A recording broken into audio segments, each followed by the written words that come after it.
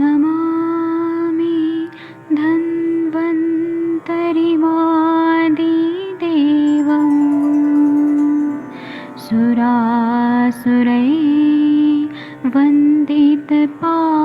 सुरासुरैर्वन्दितपादपद्मं लोके जरामृत्युनाशं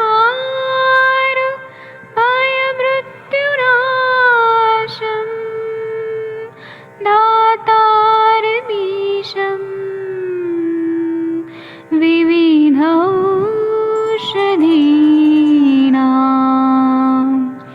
शङ्खं चक्रं जलौकां दधतं मृतघटं चारुतोर्भैश्चतुर्भे सूक्ष्मस्वच्छादिरुद्यं शुकपरिविलसन् मौलिमम्भोजनेत्रं कालाम्बोदोज्ज्वलाङ्गं कटितटविलसत्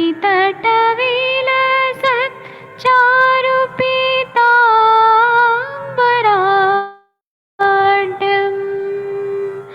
वन्दे धन्वन्तरिन्तं निखिलगदमिव प्रौढदावाग्निनीलम्।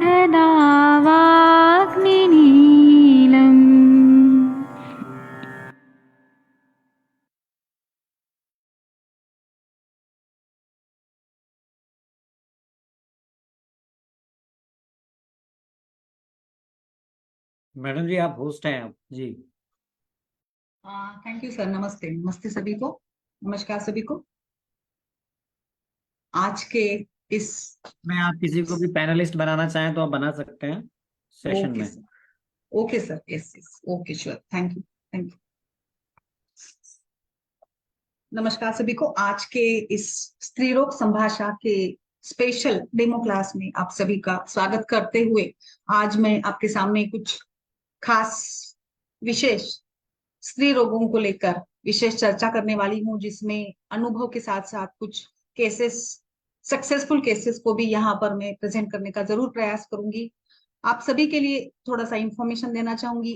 पिछले 2.5 साल से इस स्त्री रोग संभाषा को हम यहाँ पे चलाते हैं इस मंच पर, और लगातार इस मंच पर आकर न जाने कितने सारे वैद्यों ने एलोपैथी प्रैक्टिस के साथ साथ, क्योंकि आयुर्वेद गायनेकोलॉजी, जैसे मैंने कल के सत्र में भी बताया था कि जब हम कॉलेज में होते तो इतना टाइम नहीं होता, इतना समय नहीं मिल पाता है कि हम लोग कुछ अलग से पढ़े, और एक बार प्रैक्टिस में लग जाते तो जैसे भी पेशेंट आते तो एक हमारा यही मोटो रहता है कि पेशेंट को हम जल्दी से जल्दी ठीक करें। जो भी हमारे पास साधन है, उपचार है, सुविधा है, उसी के साथ हम लोग अपनी प्रैक्टिस में सेट होने लग जाते हैं। बट कहीं ना कहीं फिर ऐसा एक समय आ जाता है जहां हमें ऐसे लगता है कि हमारा जो आयुर्वेद की शिक्षा जो हमने ली है, उसी को लेकर हम लोग कुछ ज्यादा नहीं कर रहे, और फिर हम कुछ सीखने का प्रयास करते हैं। बट जैसे कि इस प्लेटफॉर्म पर हम लोग लगातार यहाँ पे सिखाते हैं कि गायनिक की प्रैक्टिस कैसे की जाए।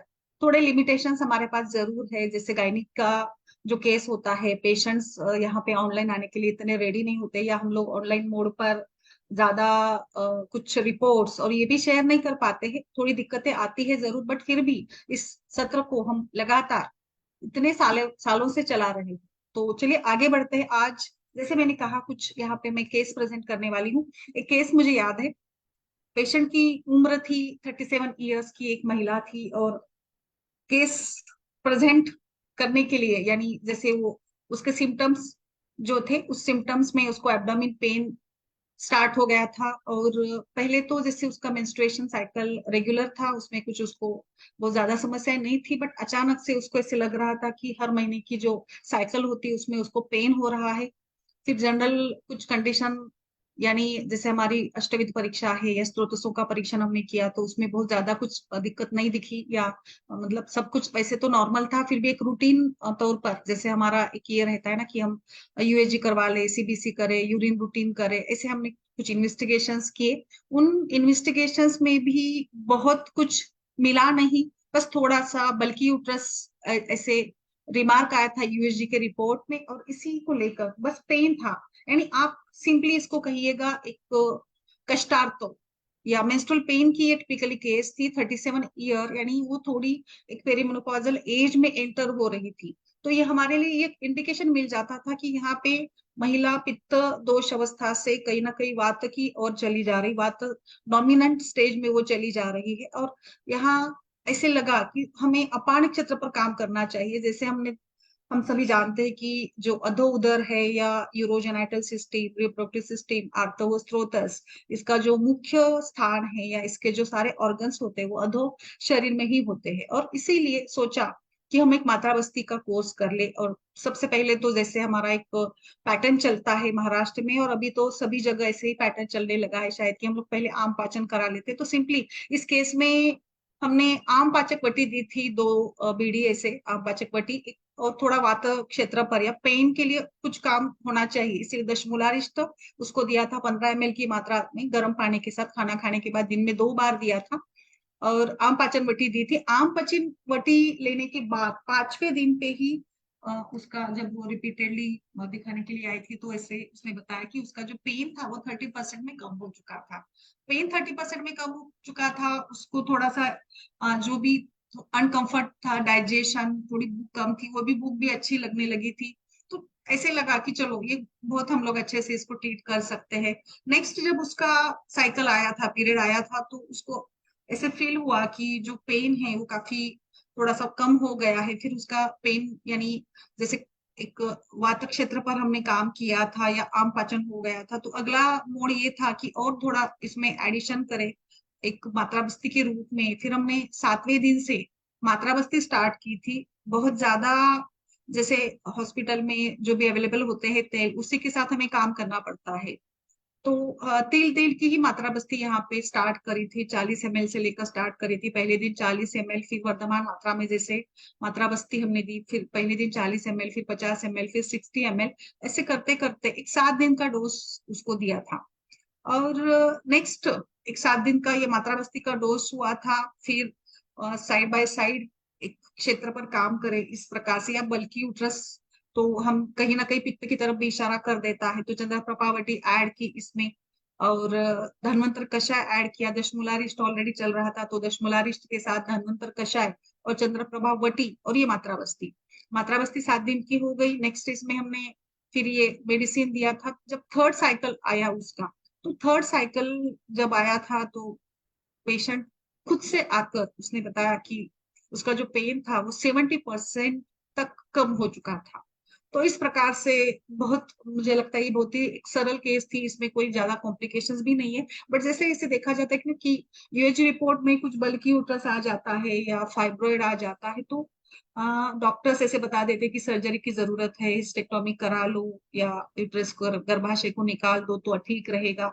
और फिर आज कल भी जैसे केसेस थी, तो उसमें उन्होंने बताया था कि भाई हिस्टेक्टोमी सजेस्ट की है, क्या करना चाहिए। अभी जैसे हर एक डॉक्टर का यही प्रयास रहता है ना कि पेशेंट जितने अच्छे से जल्दी ठीक हो, उसी लिहाज से शायद उनके पैथी में जो भी अवेलेबल होता है, जो जिस प्रकार से भी वो ट्रीट करते हैं, उसी प्रकार से उन्होंने बता दिया होगा कि हिस्टेक्टोमी करें। मैं ऐसा नहीं कहूंगी कि आप कुछ बहुत ही बड़ा चैलेंज ले ले और हर हिस्टेक्टोमी सजेस्ट की वाले केसेस को हम लोग 100% दुरुस्त करेंगे, ऐसे आप कोई बहुत ओवर कॉन्फिडेंस में जाने की जरूरत नहीं। बट हम सिंपली हमारे पास जो भी सारे साधन है, मेडिसिन से, उनके साथ भी अगर हम लोग काम करें तो मुझे लगता है कि हमें अच्छे से रिजल्ट मिल सकते हैं।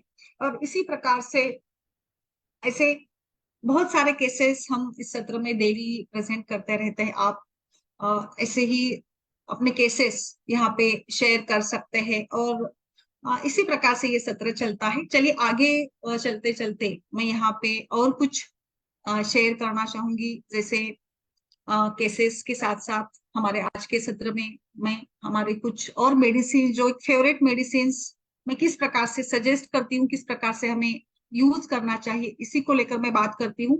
हमारे पास ज्यादा से ज्यादा केसेस आते हैं अमीनोरिया के, मेट्रोरोजिया के, ल्यूकोरिया के, एब्डोमिन पेन के, इस प्रकार के केसेस सबसे ज्यादा हमारे पास आते हैं। तो इन सभी केसेस के साथ मैं एक एक डिसीज और एक एक जस्ट एक सैंपल मेडिसिन आपको आज के सत्र में बताने वाली हूँ, ताकि आप सभी लोग इस सत्र के साथ जुड़ सके। चलिए आगे मैं आपको बताती हूँ ल्यूकोरिया के बारे में। ल्यूकोरिया में हम क्या क्या यूज कर सकते हैं। तो ल्यूकोरिया में जैसे ऐसे देखा जाता है कि अलग अलग टाइप के कुछ इन्फेक्शंस भी होते हैं, कभी कैंडिड टाइप का, कभी कुछ बैक्टीरियल टाइप का। ल्यूकोरिया एक ऐसा व्याधि है जो महिलाओं के पूरे जो रिप्रोडक्टिव लाइफ होती है उसमें कभी ना कभी किसी ना किसी महिला को हमेशा गुजरना पड़ता है। कुछ महिला में इसका रीअकरेंस बहुत ज्यादा होता है। अगर आपको ऐसे लगे कि ये जो महिला आई है, पेशेंट रुग्ण आई है, उसको कुछ इन्वेस्टिगेशन की जरूरत है, अगर ये आपकी जो पेशेंट है ये 40 या 45 की एज के आसपास की है और ये ऐसे लक्षण लेकर आती है, तो जरूर यहाँ पे आपको इन्वेस्टिगेशन करने की बहुत ही ज्यादा जरूरत है। आप यूएजी सजेस्ट करिए, यूरिन सजेस्ट करिए, सीबीसी रूटीन सजेस्ट करिएगा। इसी के साथ साथ पैप्समियर जो एक इंडिकेशन होता है कि कहाँ कब कैसे यूज करें, तो अराउंड द एज ऑफ 40 हम सभी महिलाओं को पैप्समियर करने की सलाह जरूर हमें देनी चाहिए। पैप्समियर ये एक कैंसर के लिए की जाने वाली टेस्ट होती है, जिसमें कि कलेक्ट किया जाता है और फिर कलेक्शन करके जो भी सिक्रेशंस होते हैं वो कलेक्ट करके फिर वो सैंपल ये कर दिए जाते हैं। और फिर बहुत ही सिंपल और आसान सी टेस्ट होती है, वो भी आप सजेस्ट करिएगा। तो इस प्रकार से ल्यूकोरिया, फिर पेशेंट से हम लोग अच्छे से हिस्ट्री लेंगे, हेतु पूछेंगे, किस प्रकार के हेतुओं का, उसका जो व्यवसाय है उस व्यवसाय के बारे में पूछेंगे, उसका मेंस्ट्रुअल साइकिल के बारे में हमें जरूर पूछना चाहिए। हर गायनिक के केसेस में मुझे लगता है कि मेंस्ट्रुअल साइकिल का पैटर्न कहीं ना कहीं हमारे लिए कुछ इंडिकेशन देता है कि पैटर्न कैसा है, उसमें बदलाव कुछ हुआ है क्या। और इसी के साथ एक यूएसजी, एक रूटीन सीबीसी और पूरी हिस्ट्री, इतना ही हमारे लिए काफी हो जाता है। और जैसे आप खुद पेशेंट्स देखते हैं तो उस पेशेंट्स के साथ, यानी जैसे आपने जो भी परीक्षण किया है, आपका जो भी ऑब्जर्वेशन रहा होगा, आपने अगर एब्डोमेन पाल्पेट करके देखा है, चेस्ट एग्जामिनेशन किया है, और बाकी सारे भी जो परीक्षण होते हैं उसको अगर आपने किया होगा, तो उसमें जरूर आपको पता चलता है कि कहीं ना कहीं कुछ एब्डोमेन में टेंडरनेस है या किस प्रकार के लक्षण पेशेंट में मिल जाते हैं।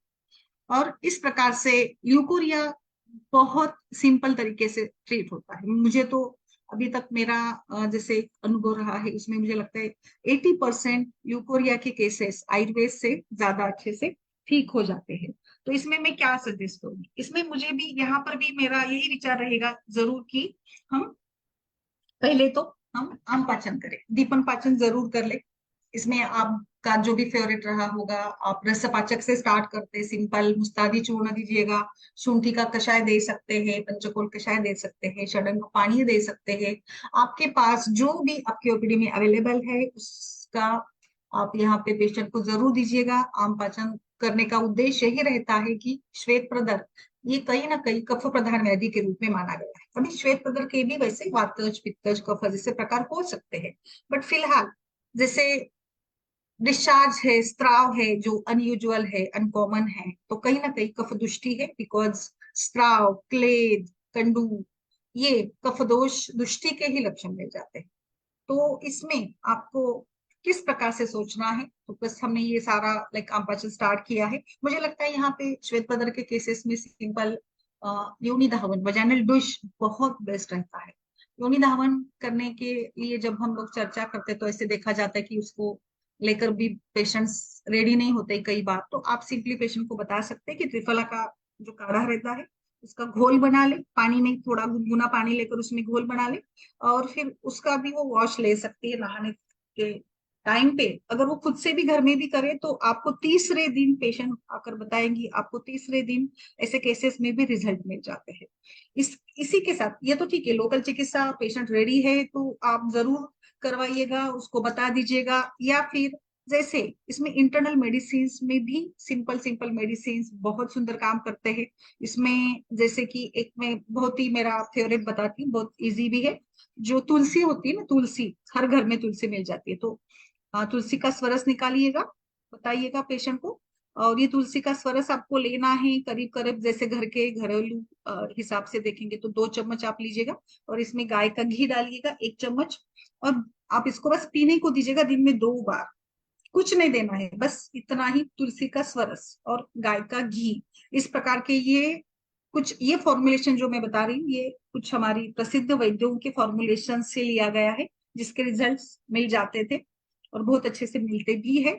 तो ये आप जरूर ट्राई कर सकते हैं। नेक्स्ट मैं बताती हूँ लघु मालिनी वसन 2 बीडी दीजिएगा, इसका भी रिजल्ट जरूर मिलेगा, बेस्ट रिजल्ट मिलता है। पुष्पानुक चूर्ण दे सकते हैं आप, चावल का जो धोवन होता है, तंडुलोदक जिसको कहते हैं, चावल का पानी, चावल के पानी के साथ पुष्पानुक चूर्ण, ये तो हमारी पेटेंट मेडिसिन होती है जो हर कोई जानता भी है, और बस ऐसे ही इसको यूज करना है।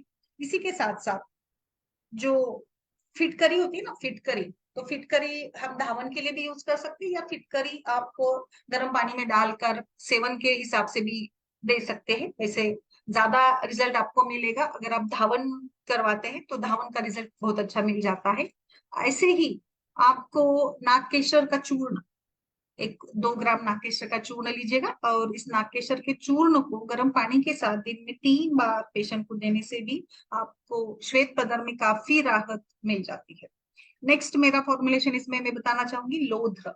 लोध्र ये कषाय गुण का होता है, कषाय और शीत गुण के साथ साथ इसमें ये प्रॉपर्टी भी होती है कि ये कहीं ना कहीं जो क्लेद है, जो स्त्राव है, इस क्लेद का, स्त्राव का शोषण करने में बड़ा ही माहिर होता है। तो इस प्रकार से लोध्र, इस लोध्र में डालेंगे हम लोग हरिद्रा चूर्ण।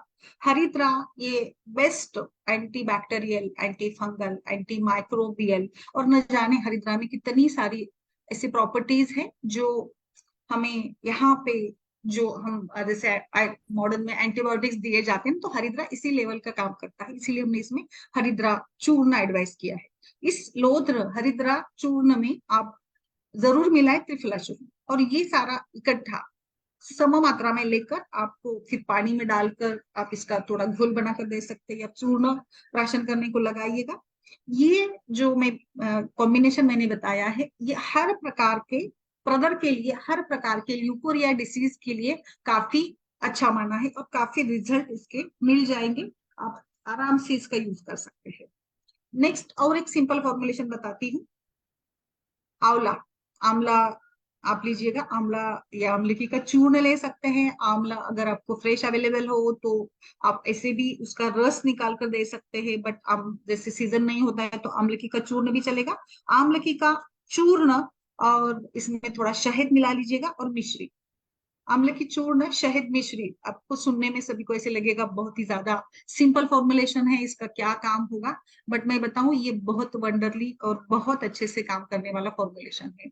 तो आप ये फॉर्मुलेशन को भी जरूर यहाँ पे यूज करके देखिएगा, मुझे जरूर बताइएगा आपको कैसे रिजल्ट मिले। हम्म आपको यहाँ पे रिजल्ट जरूर मिलेंगे। ठीक है, ये कुछ सिंपल मैं आज अलग अलग व्याधियों के हम्म लिए अलग अलग कुछ फॉर्मुलेशन से केवल बताने वाली हूँ। जैसे मैंने एक केस भी यहाँ पे प्रेजेंट की हम्म थी अभी अभी। आप में से कोई और कुछ हम्म क्वेश्चन पूछना चाहता हो तो आप इसमें डालिएगा चैट बॉक्स में। हम्म आपके सवालों का भी जवाब मैं यहाँ पे दूंगी अगर आपको कोई सवाल हो तो। चलिए एक और मैं आपको कुछ फॉर्मुलेशन बताती हूँ स्कैंटीनेंसिस के लिए। स्कैंटीमेंसिस यानी एक प्रकार से आर्तोक्षय। स्कैंटीमेंसिस दो कारणों से होता है, एक तो धातुक्षय जन्य या फिर जहाँ पे अवरोध जनित संप्राप्ति होती है। अवरोध होगा तो अतवात के साथ ही होता है, और धातुक्षय मैडम शायद यानी कुछ शेयर नहीं हो पा रहा है। आई थिंक कुछ कुछ मुझे लग रहा है कुछ टेक्निकल इश्यू तो नहीं है। एक मिनट में चेक करती हूँ। सर मैंने शेयर सिर्फ स्लाइड ही शेयर की थी, दूसरा कुछ शेयर नहीं किया है। दिख ये रहा है कुछ स्लाइड? एक बार फिर से करती हूँ। मैंने सिर्फ एक ये स्लाइड ही शेयर किया था। और किसी को आप अगर चाहते हैं कि कोई बोले तो यहाँ पे आप उनको पैनलिस्ट मैं बना सकते अनम्यूट करा दूं या क्या करा दूं फिर इनको? हैं। इनको आप जोड़ सकते हैं। मैं मुझे आप होस्ट बना दीजिए। आप बताइए कि इनको जोड़ना है, या तो आप उनको ना, उसको ऑप्शन आ रहा होगा वहाँ पे हाँ, अलाउड टू पैनलिस्ट टॉक। का, पैनलिस्ट, अच्छा या फिर एक अनम्यूट मिनट। कर सकते हैं आप। देखिए आप, हाँ आपकी हाँ, स्क्रीन ब्लैंक हो रही है। एक मिनट एक मिनट। अभी है सर, दिख रहा है हाँ अभी? अभी तो ठीक है, अभी तो ठीक है। हाँ ठीक है, ओके। आप किसी को, ये लीना पाटिल जी हैं, ये मंजू शाह हाँ, हरियाणी यस जी यस। हैं, यहाँ पे कुछ लोग हैं। अगर आप इनको चाहें तो आप इनको जोड़ सकते हैं अपने सत्र में। यस यस, मैंने पैनलिस्ट बना दिया है। चलिए लीना जी, आपको पैनलिस्ट बना दिया। आप कुछ बोलना चाहे तो बोलिएगा प्लीज, मैं सबको बना देती हूँ। यस।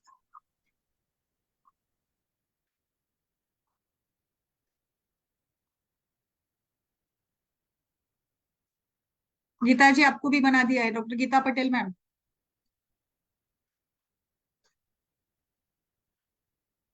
सभी को करीब करीब मैंने बना दिया है पैनलिस्ट। तो वो आप, आपकी स्क्रीन पे आ गए हैं वो? हाँ एक मिनट।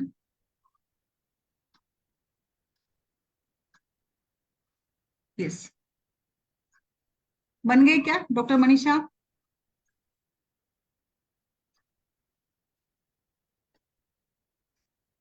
मुझे लगता है शायद नहीं बन पाएंगे मैम। मुझे आप होस्ट बना दीजिए, मैं बना देता हूँ। हाँ एक मिनट।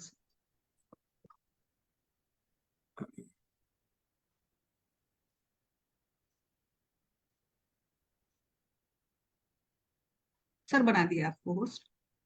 जी जी, मैं इनको बना देता हूँ। हाँ यस। लीना मैम जी, आपको आपको मैं पैनलिस्ट बना रहा हूँ। ये आप ग्रुप में जुड़ चुके हैं सब लोग?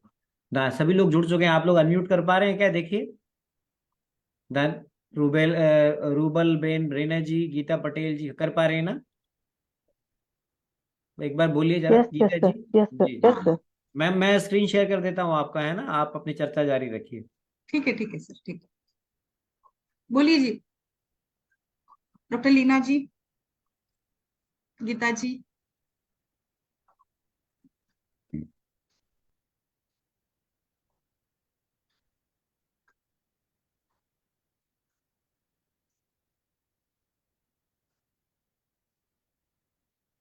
Doctor Leena, doctor Rupal Ben,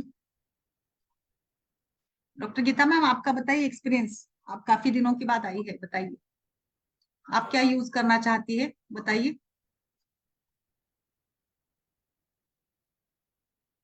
आपका क्या फेवरेट मेडिसिन रहेगा मैम ल्यूकोरिया में, बताइए जरा। मैं पुशियानो और ये ल्यूकोल टेबलेट ये सब ज्यादा यूज करती हूँ। अच्छा अच्छा अच्छा, ओके।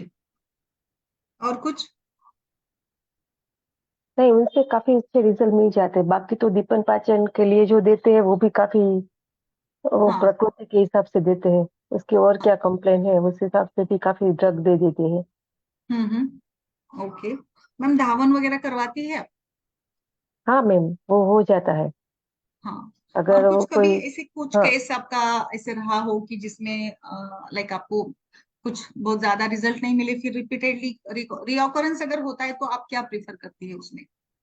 हम वो फंगल इन्फेक्शन वाले होते हैं ना, वो ज्यादा रिकरेंट हो जाते हैं। हाँ बिल्कुल। तो उसमें फिर पंचवल्कल का वो दावा नहीं करना पड़ता है, उसको रिपीटेडली बोलना पड़ता है कि वो आपको करना पड़ेगा। उनकी स्किन ही इतनी अनहाइजीनिक रहती है ना, उसकी वजह से ज्यादा होते हैं। हम्म। तो उसको जो हेतु है वो बंद करते हैं। और ये पंचवल्कल का और ये ल्यूकोल टेबलेट का कंटिन्यूस दे देते हैं। उसको आपको 2 महीने तक कंटिन्यूस लेना है। हाँ हाँ। और ताकि वो उसकी इम्यूनिटी बढ़ाते हैं। बाद में कुछ रसायन भी ऐड कर देती है, लाइक एक हाँ बार हाँ, कंट्रोल हो इम्यूनिटी गया के लिए तो? दे, हाँ इम्यूनिटी के लिए देना पड़ता है, उसकी प्रकृति के हिसाब से देते हो। हम्म। पर वो देना पड़ता है, कुछ पान रसायन है या तो फिर चौटा से क्या है उसकी और कंप्लेन क्या है उस हिसाब से देना पड़ता है इम्यूनिटी हम्म। बढ़ाने के लिए। बिल्कुल। अच्छा। और ये मैं अभी जो बताने हूँ ना स्कैंटीमेंसिस को लेकर, लाइक हाइपोमेनोरिया को लेकर, हम्म, इसमें मुझे लगता है कि जैसे हार्मोन्स, एंजाइटी, वजन कम होना, या ओरल पिल्स का सेवन करना, ऐसे काफी सारे स्ट्रेस, ये भी एक हेतु हो सकता है। यानी ओलिगोमेनोरिया जो कारण है जिसमें कि जो स्त्राव होना चाहिए प्रॉपर वो नहीं होता है, तो स्कैंटीमेंसिस इसको कहा जाता है ना।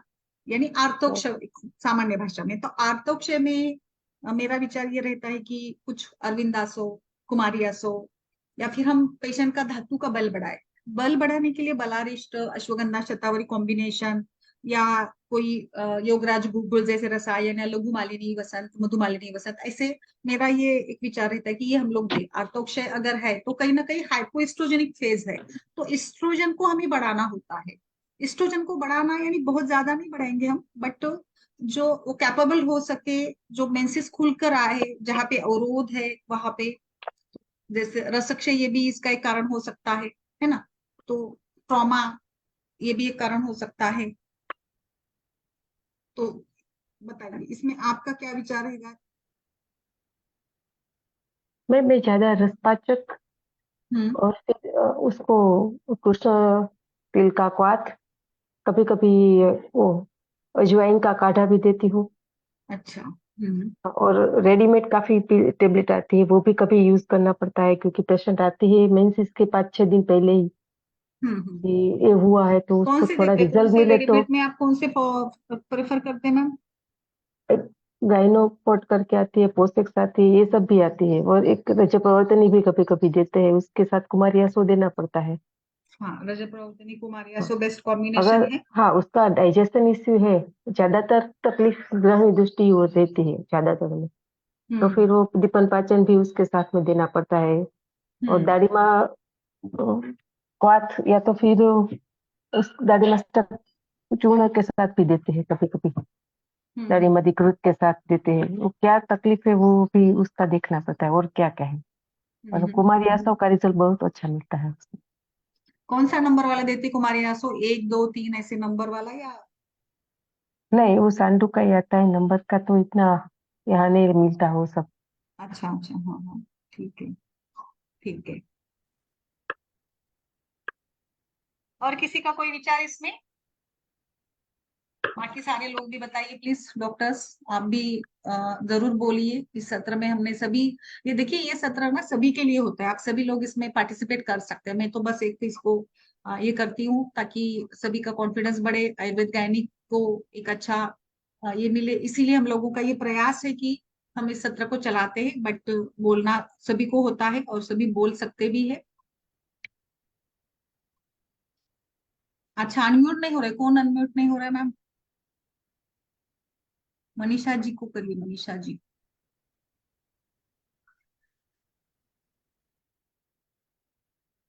मनीषा जी को करिए सर।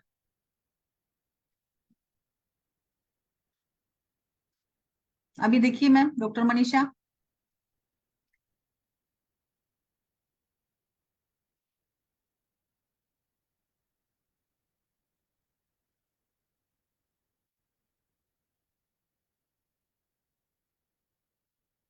सर डॉक्टर मनीषा को करिए।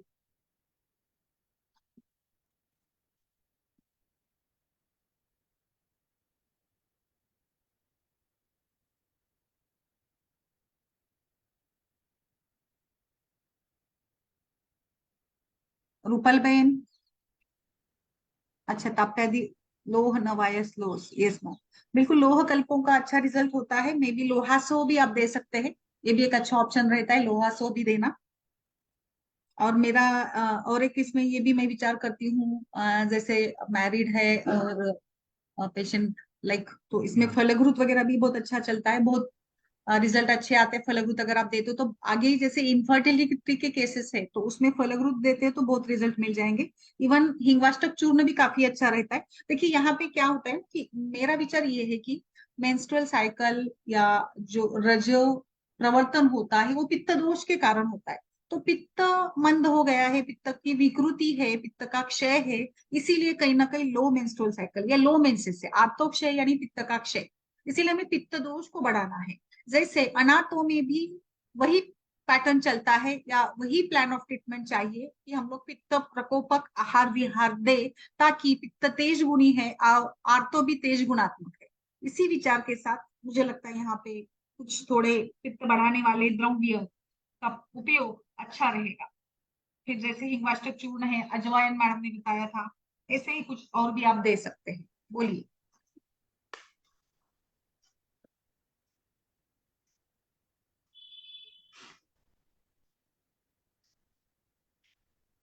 और कुछ विचार हो तो बोलिए डॉक्टर मनीषा जी। जी मैम, जी मैम, मैं अभी अभी ज्वाइन करती हूँ, पेशेंट है, 2 मिनट में। ओके ओके ओके, ठीक है ठीक है, कोई बात नहीं। और किसी को कुछ इसमें एडिशन करना हो तो बताइए।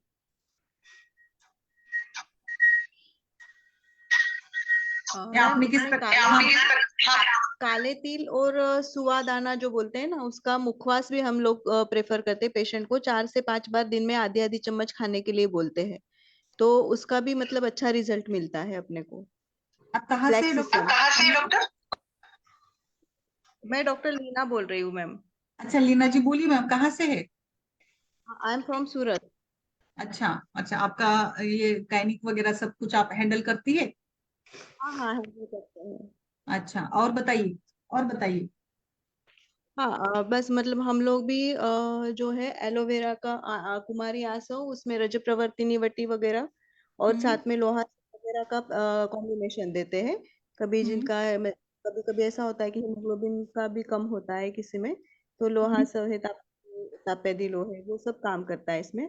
और उसके हम्म, साथ जैसे घर पे हम ब्लैक सीसम और सुवा दाना बोलते हैं। तो अच्छा। अभी उसको क्या बोलते होंगे पता नहीं। तो उसका हाँ, मुखवास जैसे वो 4 से 5 बार खाने के लिए बोलते हैं। अच्छा। हाँ, तो उसका सीसम भी तो मैम रिजल्ट। तेल का तो बेस्ट ही रहता है वैसे। ब्लैक सीसम तो वैसे भी इंडिकेटेड भी है, ये तो शास्त्रोक्त ही है। तिल का काढ़ा देते हैं ना, हाँ हाँ हाँ। अमेनोरिया में देते हैं ना, अनाथों में तिल का काढ़ा दिया जाता है, दिल और गुड़ का काढ़ा बनाकर दिया जाता है, बस वैसे ही ये भी आपने बताया ना। हाँ, वो भी अच्छा काम करता है। ओके। और मैम एक और आगे हम लोग अभी और एक 10 मिनट का डिस्कशन कर लेते हैं। आगे जैसे एक बहुत ही बड़ी समस्या रहती है महिलाओं में, रक्त प्रदर की, मेनोरोजिया की। जैसे हाइपोमेनोरिया तो एक जगह पे है, बट जब अति रक्तस्राव होता है तो बहुत ही ये होता है ना, पेनफुल होता है, पेशेंट भी काफी घबरा जाता है कि कैसे हैंडल करे। और जैसे मेनोपॉजल भी या पेरीमेनोपॉजल भी, इंटरमेंस्ट्रुअल ब्लीडिंग भी, ऐसे कई सारे इसमें अलग अलग समस्याएं होती है। तो उसमें आप सभी का क्या विचार रहता है? रक्त प्रदर में आपका फेवरेट क्या है, बताइए। How you handle the metrorrhagia? प्रणाम मैम। हेलो नमस्ते नमस्ते, बोलिए। जी, नमस्ते। ये मैम, इसमें यदि मेनोपॉजल वाले जो हैं डिसऑर्डर्ड में, इसमें तो थोड़ा हम्म प्रॉब्लम रहता है। बट हम्म रक्तगत प्रदर है यदि पेशेंट को, तो उसको हमको देखना रहता है कि वातज पित्तज प्रकृति है या वातज कफज पित्त अनुबंधित है। तो हम्म ओज पे काम करना पड़ता है कि ओज 6 है या बहुत हम्म ज्यादा स्ट्रेस है या खान पान कहीं उसका दूषित है और हम्म निद्रा में कहीं कहीं है। तो इन सारी चीजों को डायग्नोस करके और फिर हमको औषधि पर विचार करना है। तो औषधि सबसे बेस्ट है इसमें, जैसे नाग केसर, प्रजरांतक लौह, इसको प्रमुख रूप से देते हैं। दाढ़ी मास्टक सर्वप्रथम उसको, कि पहले वायु कहीं ना कहीं तो है उसका, हम्म तो वायु को उसको देने के लिए दाढ़ी मास्टक चूर्ण शतावरी घृत के साथ या नॉर्मल गो घृत के साथ भोजन से पूर्व देते हैं। और इसके साथ में लोध्र आसव का भी इसमें अच्छा काम है। आसव को थोड़ा सा रुक के देते हैं। लोध्र चूर्ण को मिला करके शतावरी, प्रजरांतक लौह, नाग केसर, प्रवाल पिष्टी और थोड़ी सी गुड़ुची को मिला करके, क्योंकि इसमें थोड़ा सा शिवरिंग भी आती है पेशेंट को, कभी कभी ये भी कंप्लेन आता है, लेथर्जी भी रहते हैं। तो इसको साथ में दे करके और पेशेंट को कंटिन्यूअसली बीडी चलाते हैं, साथ में थोड़ा मानस पे भी काम करते हैं। जैसे शिरोधारा कर दिए उसको तर्क के साथ या उसके सिर वाला के साथ में शिरोधारा कर दिए या तक्र धारा किए, तो इसमें भी बहुत लाभ मिलता है। साथ में नस से भी देंगे और कोष्ठ शोधन के लिए भी विचार करते हैं। पहले कोष्ठ शोधन त्रिवितलेयम वगैरह दे करके, यदि बहुत ज्यादा ही है दिक्कत तो फिर साथ में थोड़ा सा हम वस्ती भी देते हैं उसको। साथ में शिग्रू का भी उसको, और गोक्षरू शिग्रू भी देते हैं। कहीं कहीं रस रक्त को भी पाचन करना रहता है, तो इसके साथ में चलाते हैं तो रोगी को काफी बेनिफिट मिलता है। साथ में थोड़ा सा ओज के लिए गुगुलकल्प और त्रिभंग भस्म इनको भी लेकर के चलाते हैं, तो ये साथ में फायदा करता है। साथ में यदि पेशेंट को कैपेबल है या थोड़ा ठहरती है तो शतावरी आदि घृत का टेम्पून्स दे करके थोड़ा उसको लेटा दिए, मानस पे थोड़ा सा काम किए, नस से दिए, तो अच्छा फायदा मिलता है मैम। यस जी यस, वेरी नाइस मैम। आप बस्ती के लिए क्या यूज करती है? और मनीषा जी आप जुड़ी हमारी संभाषा में। देखिए यहाँ पे हमने सारी डिटेल्स डाली हुए। मैं आज सारे जो भी वैद्य यहाँ पे जुड़े हैं, मुझे लगता है सारे रिनोन्ड वैद्य है और अच्छे से गायनिक की प्रैक्टिस करते हैं। तो आपके जो भी अनुभव है हमारे सभी वैद्यों के लिए भी काफी लाभदायी होंगे। तो आप जुड़िए संभाषा से हाँ मैम, मैं सभी। तो हूँ उसमें, संभाषा में हूँ, जुड़ी हूँ गायनिक आयुर्वेद। गायनिक संभाषा। नहीं, गायनेक में नहीं हूँ मैम। जी जी जी हाँ, जी तो गायनिक का जरूर। आपका अनुभव काफी अच्छा लग रहा है। आप जुड़िए जरूर सारे लोग, तो जी जी आपके अनुभव का फायदा सभी को भी होगा। श्योर मैम, मैं तो खुद अनुभव ले रही हूँ आप सभी से, आप गुरुओं से ही मुझे नहीं, कभी हाँ। भी ज्ञान पूरा नहीं होता मैम, अथाह समुद्र है आयुर्वेद तो। और यस, जितना मिले डेफिनेटली। सभी से लेती हूँ मैं। और जो अपना अच्छा प्रैक्टिस का अनुभव है और तत्कालिक चिकित्सा जो काम करती है, क्योंकि इसमें विक्षिप्त रहती है महिलाएं, आती हैं इस कंडीशन में, और बिल्कुल। हमेशा एक प्रचलन भी चला हुआ है एलोपैथ में कि बस यूट्रस रिमूव करो, बहुत छोटे छोटे एज में मैम। हाँ, छोटी छोटी। 23 हाँ। 24 एज की जो लेडीज हैं उनका भी रिमूव करके आती हैं, वो बहुत दुख होता है, बहुत तकलीफ होती है। तो बिल्कुल। हम रस रक्त पे अच्छा काम करके, मानस पे काम करके, उनको करके हम कर सकते हैं क्योर। लेकिन अभी हमारा दुर्भाग्य है कि आयुर्वेद वहां तक पहुंच नहीं पा रहा। लोग क्यों नहीं इतना अवेयर कर पाते हैं, थोड़ी सी कमी तो है सर मैम। जी यस मैम, थोड़ी कमी बस। क्या होता है ना कि कभी कभी इमरजेंसीज में हम लोग थोड़े कम पड़ जाते हैं, इसीलिए। नहीं तो देखिए ना, अभी जैसे आपने बताया, या जैसे सारे वैद्य प्रैक्टिस अभी अभी तो बहुत लोगों ने बहुत अच्छे से सीख कर, मुझे तो अभी नाम नहीं बताना चाहूंगी, बट इतने सारे अच्छे अच्छे डॉक्टर्स है जो पहले एलोपैथी करते थे और अभी बहुत अच्छे से उन्होंने गायनिक का चालू किया है। अच्छा लगता है कि लोग यूज कर रहे हैं, और गायनिक आयुर्वेद के लिए बहुत अच्छा है। कुछ लिमिटेशन है तो आप जरूर दूसरे चिकित्सक के साथ जा सकते हैं, दूसरे पैथी का परामर्श ले सकते हैं, बट जहाँ पे जरूरत नहीं है वहां पे हम लोग अपना यूज करें, जरूर यूज करें। और इसीलिए हम लोग इस सत्र को चलाते हैं, कंटिन्यूली चला रहे हैं, ताकि आयुर्वेद क्षेत्र में गायनिक की आयुर्वेद प्रैक्टिस बढ़े, ना केवल क्योंकि गायनिक में जी ज्यादा लोग एलोपैथी ही यूज करते हैं, जी इसीलिए। मैम, जबकि हमारे पास बहुत अच्छी चिकित्साएं हैं और लोगों को स्वस्थ भी रख सकते हैं, हम सभी आजीवन स्वस्थ रख सकते हैं, और उसमें हमेशा पीड़ित रहती हैं महिलाएं, कुछ ना कुछ हम्म, उनको व्याधियां बनी रहती हैं। वात का निर्वहन कभी हो ही नहीं पाता है किसी भी कंडीशन में। बिल्कुल तो बिल्कुल। जी मैम, और जितने ज्यादा हमारे वैद्यगण करेंगे, अवेयरनेस उतनी ही ज्यादा बढ़ेगी और लोगों में ट्रस्ट आएगा फिर। जी ma'am. Yes yes, definitely ma'am. और यही इसी उद्देश्य के साथ यहाँ पे सभी लोग काम कर रहे, जुटे हुए हैं। और ये बड़ा अच्छा लगता है एक्चुअली कि हम लोग जब बात करते हैं ना, शेयर करते रहते हैं अनुभव, तो निश्चित फायदा होता है। भले लोगों को ऐसे लगता है कि क्या है, कैसे ऑनलाइन में कैसे केसेस हैंडल करे, कैसे बोले, बट ऐसा नहीं होता है। पहले मुझे भी ऐसे लगता था, बट अभी तो ऐसा है कि आप बहुत अच्छे से अपने क्षेत्र में काम कर सकते हो, है ना। बाकी सारी जो भी बातें होती है, हम लोग एडवर्टाइजमेंट देखते हैं टीवी पर, एडवर्टाइज देख के हम लोग कॉस्मेटिक्स लेते हैं, कपड़े खरीदते हैं, ये वो सब चीजें खरीदते हैं केवल एडवर्टाइजमेंट की भरोसे से। तो यहाँ पे तो शास्त्रों में लिखा है, पढ़ा है, कोई वैद्य बोल रहा है, तो निश्चित रूप से इसका कोई ठोस कारण होगा, अनुभव होते हैं, है ना। और कोई वैद्य बोलना चाहे, डॉक्टर स्मिता जी, हाँ डॉक्टर सर, स्मिता मैं गौड़। बोलूँ? हाँ। हाँ बोलिए बोलिए। अच्छा, मैं, हाँ, वो पका केला होता है ना, वो घी के साथ देती हूँ मैं सुबह शाम। हाँ जब, हाँ, वो रक्तगत पीथी बताते हैं ना हम इसमें। हाँ हाँ, यस हाँ, यस। तो उसमें अशोक छाल का क्वाथ बना के, उसका भी बहुत ही बढ़िया रिजल्ट है, क्षीरपाद की तरह बना के। हम्म। फिर अशोकारिष्ट, चंदन नासव दे देते हैं कभी कभी, उससे रासव का भी अच्छा रिजल्ट मिला है। हम्म। और एक जिसमें 1 महीना ट्राई किया, वापस दूसरे साइकिल में भी आया, उसमें एक सद्य हम्म। वमन दे देती हूँ। अच्छा उसके बाद चंदन बला की मात्रा बस्ती देती हूँ दूसरे दिन, और उसके बाद तीसरे दिन उसका रक्त मोक्षण करते हैं।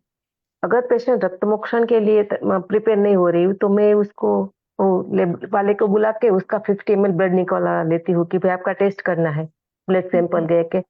या तो फिर उसको अच्छा। ब्लड डोनेट के लिए बोल देते हैं, उसका उसका हीमोग्लोबिन अच्छा है तो डोनेशन के लिए भी बोलते हैं, और उससे भी वो हाँ बंद हो जाता है। एक ही बार ब्लड डोनेट किया या तो रक्त मोक्षण हो गया, सेकंड मंथ से हाँ। रिजल्ट बहुत ही अच्छा मिलेगा। तो इसकी रक्तगत पीत ही बढ़ा है, तो उसका बहुत, वो पित्तज प्रकृति है तो रिजल्ट तुरंत ही आ जाएगा। अच्छा, उसको और बिल्कुल। कोई समन के लिए ट्रीटमेंट ज्यादा नहीं देनी पड़ेगी। आप रक्त प्रदर में रक्त मोक्षण एडवाइस करती है? हाँ हाँ। अच्छा, वेरी गुड वो वेरी गुड। एचबी कितना अच्छा है उस हिसाब से करना पड़ता है। वो टोटली पित्तज प्रकृति वाली है, हाँ, तो फिर उसमें अच्छा रिजल्ट मिल जाता है। आप सिंपली ऐसे भी कर सकते हैं ना मैम, जैसे वेन पंक्चर करके भी हमने 20 हाँ, ml वो 30 ml। पेशेंट, हाँ, वो निकाल देते हैं। पेशेंट कभी एग्री नहीं होती, इतना ब्लीडिंग चाह रहा है और आप ये निकालने की बात कर रहे हो, पेशेंट ऐसे बोलते हैं। अच्छा। कम हो गया, ब्लीडिंग हो, उसका एचबी अच्छा है, तो फिर उसको लेब वाले को बुलाते हैं कि आपका एच रिपोर्ट करना है, ब्लड का एचबी कितना है।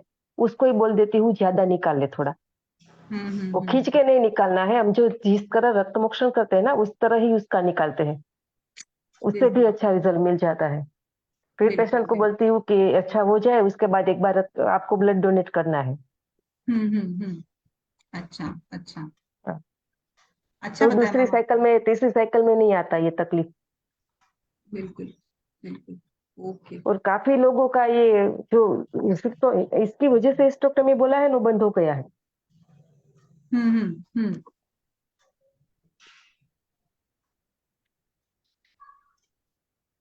मैम गीता, डॉक्टर गीता, आप पहले आती थी, अभी बंद कर दिया आपने आना। ओ आते ओ रहिए। आप ओ अच्छा ओपीडी बोलती का है। टाइम है ना मैम, भी तो ठीक है, जैसे भी हो, ऐसा हाँ कुछ नहीं है, चलता है हाँ थोड़ा कभी कम ज्यादा।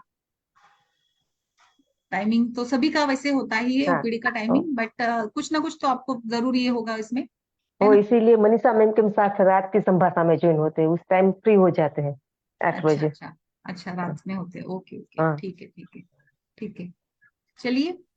और किसी को कुछ बोलना है तो मुझे लगता है आज जैसे ये डेमो क्लास थी हमारा, जैसे मैंने बार बार बताना चाहूंगी, हमारा यही उद्देश्य है कि हम बस प्रयास कर रहे हैं कि आप सभी और हम सभी का नॉलेज बढ़े। और बिल्कुल गायनिक, मुझे नहीं लगता भारत में कहीं पर भी इतने अविरत, इतनी कंटिन्यूटी में स्त्री रोग संभाषा को लेकर कोई चर्चा होती है। ये केवल एक ऐसा प्लेटफॉर्म है जहां पर ही ये स्त्री रोग संभाषा आपको मिलेगी, नहीं तो कहीं पर भी इतने सेशंस नहीं होते हैं। और हम लोग बीच बीच में एक्सपर्ट्स भी बुलाते हैं, और कल भी एक एक्सपर्ट का सेशन है, तो यहाँ पे सारी डिटेल्स आपके सामने प्रस्तुत करे हैं सर ने।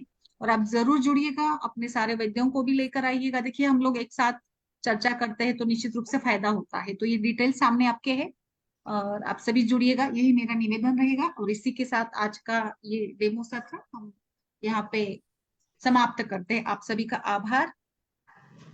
Yes yes, doctor Manisha ji, बिल्कुल बिल्कुल। Thank you very much, thank you sir.